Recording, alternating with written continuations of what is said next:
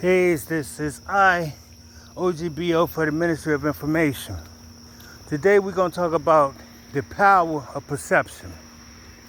Listen, after I got my time and I knew I was going home, I started preparing myself. And I did this thing, I stumbled on to something.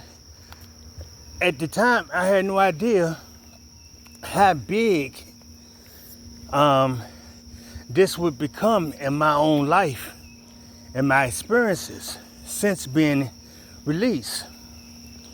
Well, before going to prison, I never had a job. But I knew I was going to one day be back in society, and I hoped that at some point I would have a family. So what I would do, when they wake me up in the morning, I make my prayer, I would put in my mind that I was going to work. I was going to work in the kitchen, but in my mind, I wasn't going to a kitchen. I was in the free world going to work. And I took it a step further. I was in the free world going to work to support my family.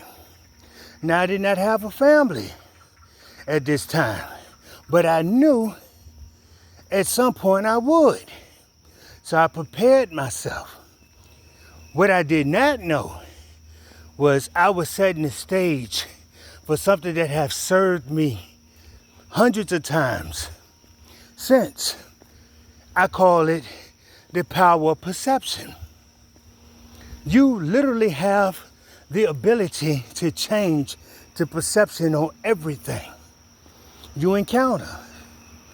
You can take every situation and look at it and find a benefit in that situation. And once you find a benefit, and a benefit that really serves you, then that situation is no longer something painful or, something you regret.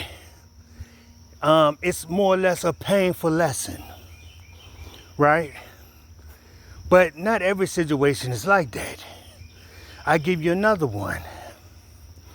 I'm an industrial mechanic by trade. I'm an electrician by creative thinking. Yeah, I started noticing when filling out applications, I read the job description. They say they're looking for a mechanic, right? And at some point in the job description, they're looking for a mechanic that's well versed in the electrical side of maintenance, which I was not. Other than bumping a motor, the only electrical I really knew was turning something on, off, or unplugging it and plugging it in. But I began to employ, once again, changing my perception.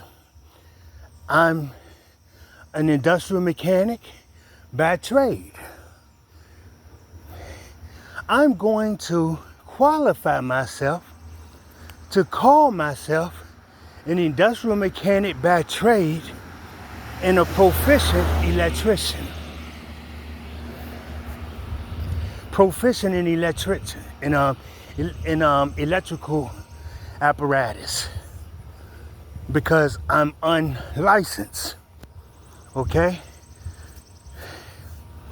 Now, you can't move the universe telling lies. Okay? But you can absolutely move the universe being creative with your word selection. That part. Listen, what I started doing, I go to YouTube. And Lord and behold, if I put in the search engine pre-employment test, most likely to be given when applying for a job in the industrial mechanic maintenance field. And a test would come back. 10 answers, 10 questions, 20 questions, 30 questions. Okay? What I would do, I would take each question, go on YouTube, and find where that particular question is being explained. But not only would I get, not only was I qualifying myself to answer the question, I was also qualifying myself to perform the task.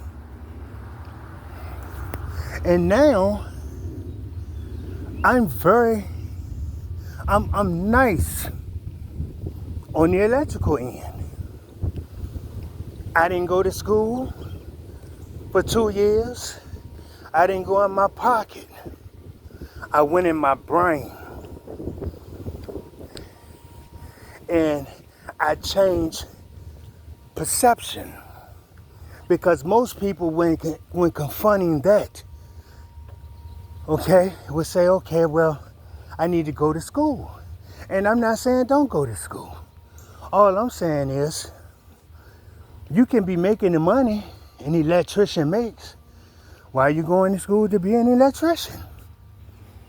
Or you can go to school with your back pockets touching and get the experience. It's up to you. But this is O.G.B.O. for the Ministry of Information. Until next time, peace.